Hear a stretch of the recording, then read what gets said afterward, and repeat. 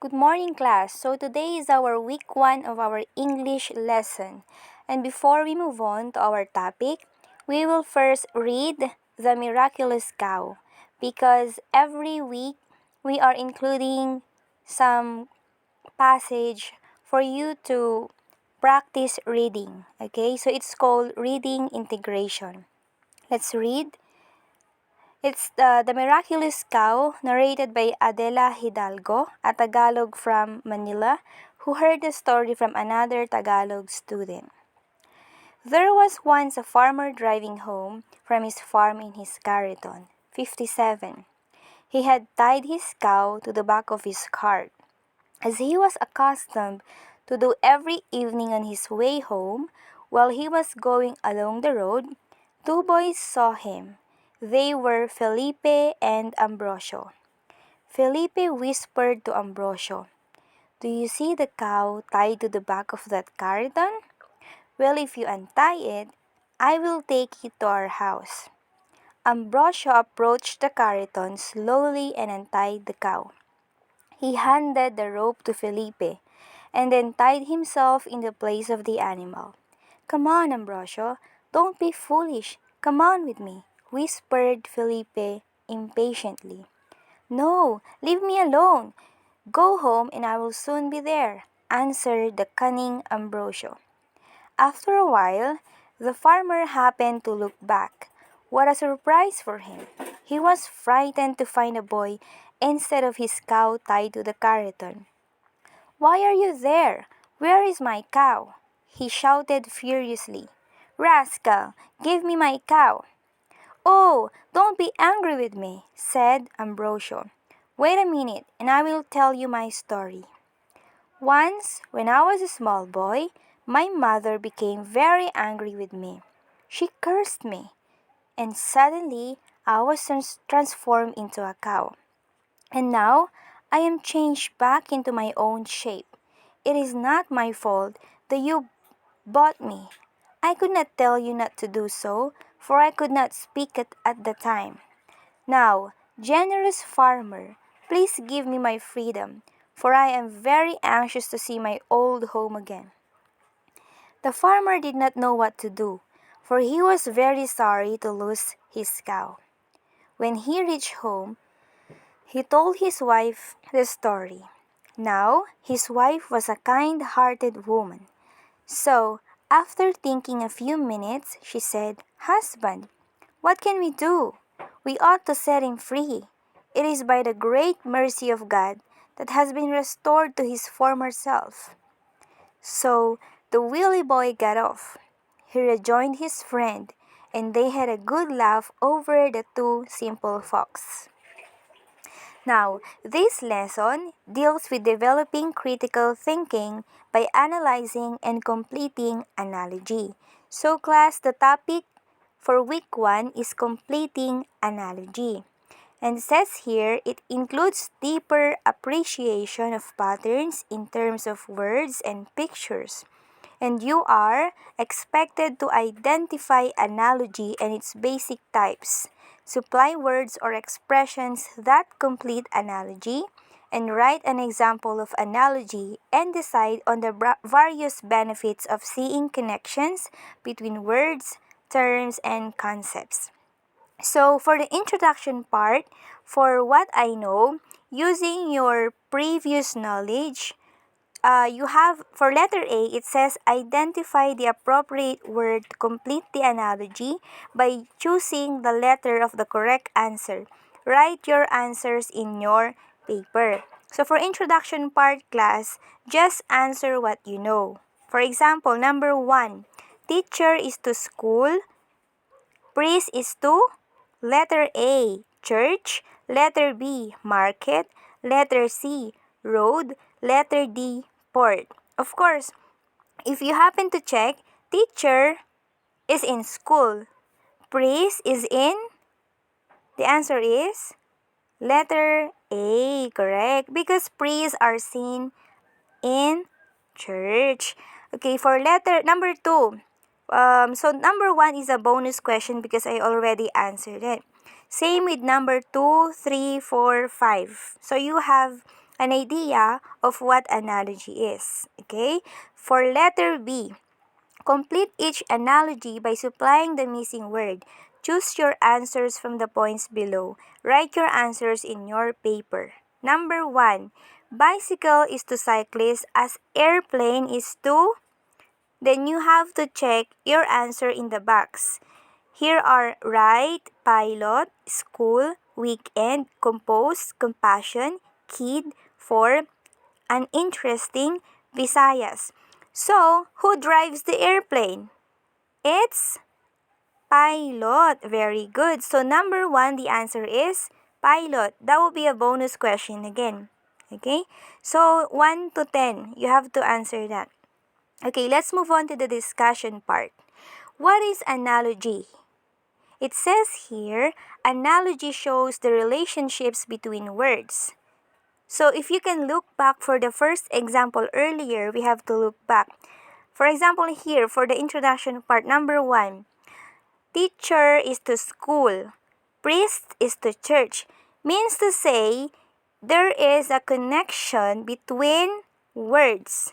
It states the likeness between two things that are otherwise unlike. Analogies class have a lot of examples. It could be the two words are alike and the two words could be different. Okay? So analogies may enable one to learn new words by recognizing the relationship between words. Example, English is to language. Mathematics is to arithmetic. Okay? The above stated example vividly shows the connection between English and language and mathematics and arithmetic. Because English is basically a subject that is focused on language, correct? And mathematics deals primarily with arithmetic or numbers. Hindi pwedeng yung English is to arithmetic and mathematics is to language. Why? Because English is for language and mathematics is for arithmetic or numbers. Sana naiintindihan nyo, okay? The colon. The colon is used to split the analogy into two parts. The first part is the left-hand side of the double colon, English language, while the second part is the right-hand side, mathematics is to arithmetic. You have to keep in mind, class, that the first set of words present a relationship that is the same or alike as the second set of words. And one possible way to read or verbalize an analogy is like this example. So, English is to language as mathematics is to arithmetic. Alright. So, moving on. Analogies have varied types such as, this is the one that I'm telling you earlier. Analogies class are not just focused on synonyms, but there are variants of examples. For letter A, we have synonyms. In Tagalog, yung synonyms, yun yung magkakapareho. Halimbawa, masaya, maligaya. Okay? In English, words possessing the same meaning. Example, happy is to joyful, as pretty is to cute. Kung mapapansin niyo yung example sa synonyms, using your previous knowledge, 'di ba? Kapag synonyms, ito yung mga salitang magkakatulad or magkakapareho ng ibig sabihin. Letter B, antonym naman. Okay, antonym, words opposite to each other in terms of meaning. Kung yung synonyms class, yun yung magkakapareho yung ibig sabihin, yung antonym naman, yun yung magkakaiba. I will say it in Tagalog para mas lalong maintindihan nyo. For example, it says here, huge is to tiny as hot is to cold. Huge, malaki or mahaba. And then tiny is maliit. So, ibig sabihin nun, magkaiba sila. Magkabaliktad. Kabaliktaran ng salita ang antonym. Hot, mainit. Cold, malamig. So, it means antonym. Okay? Letter C. Part and whole, where several objects comprise or make up a group.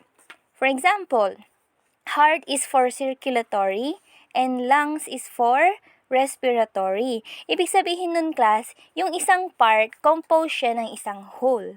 Naintindihan? Kasi yung heart natin, ang circulatory system natin, kapag naaalala nyo sa science, ang circulatory system, ang isang part nun ay heart.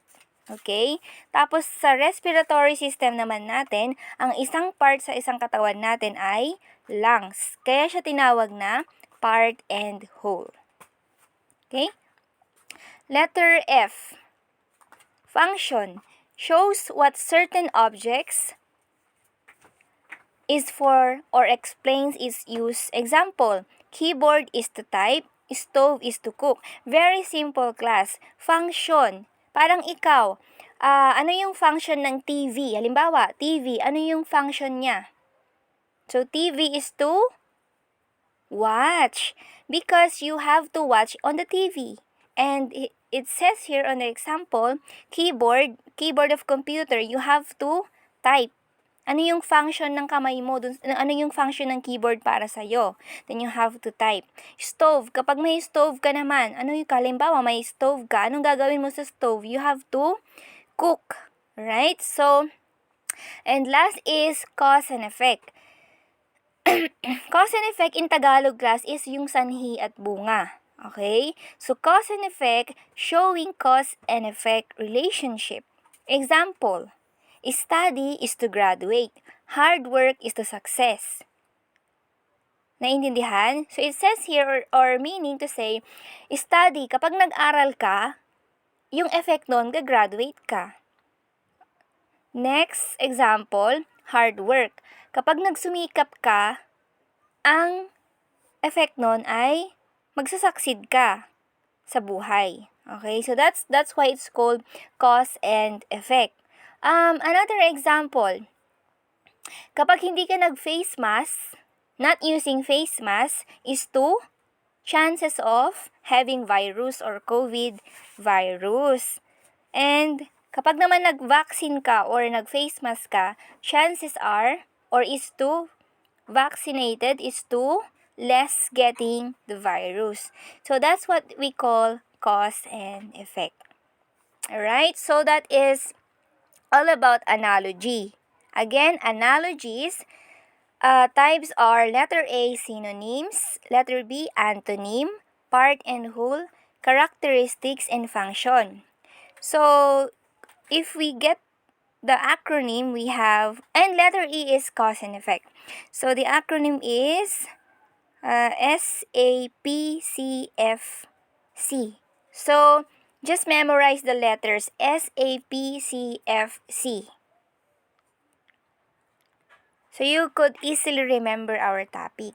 And now, we are going to discuss the engagement part. And for letter A, it says identify the missing words to complete the analogies. Write your answers in your paper.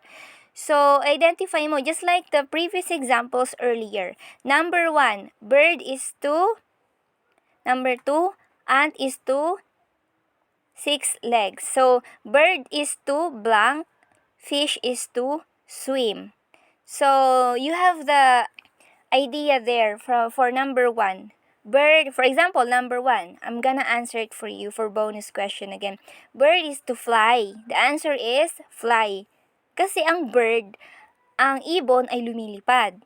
Diba? Ang isda naman lumalangoy. Naintindihan? Hindi pwedeng bird is to walk. Kasi hindi, pwede naman sigurong walk ang bird kasi naglalakad naman. Pero, generally, birds fly. And generally as well, fish swim. Okay? So, hopefully, nagets nyo yung letter A. Letter B.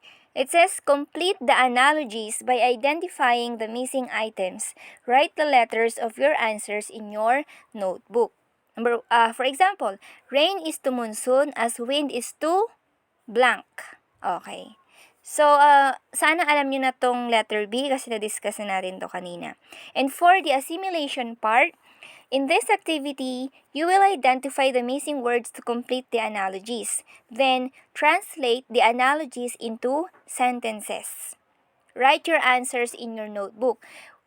Take note, class, we have a rubric here as your guide for answering. What is rubric? Ang rubric, class, ito yung basehan para i-score namin kayo. Halimbawa, kapag gusto niyo makakuha ng 3 points, dito sabi, the sentence expresses a complete thought. It is easy to understand. Ibig sabihin, yung pagsulat nyo dun sa baba, yung nakablank dun na sentence, ibig sabihin, meron siyang complete thought, maayos at kompleto. Yan yung 3 points. Kapag 2 points naman, the sentence partially expresses a complete thought. Partially, ibig sabihin ng partially, hindi siya complete. Kaya siya 2 points lang. Okay? And for 1 point, the sentence has a few errors which cause the reader to reread for understanding. Ibig sabihin yan, meron siyang mga some errors na kailangan mong basahin para maintindihan mo ulit. Okay? So, 1, 2, 3, 4, 5. And for the last part, reflection.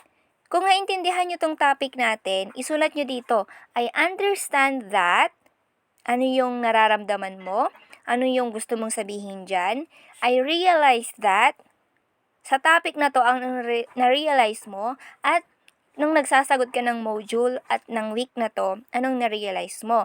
And I'm sorry, please put your name and your signature. Kung maaari, ipapirma nyo rin sa mga magulang nyo with their names and the date. Okay? Sana naintindihan nyo, and if you have questions, please don't hesitate to PM me as your English teacher. I'll be here to guide you always. Happy English Week 1!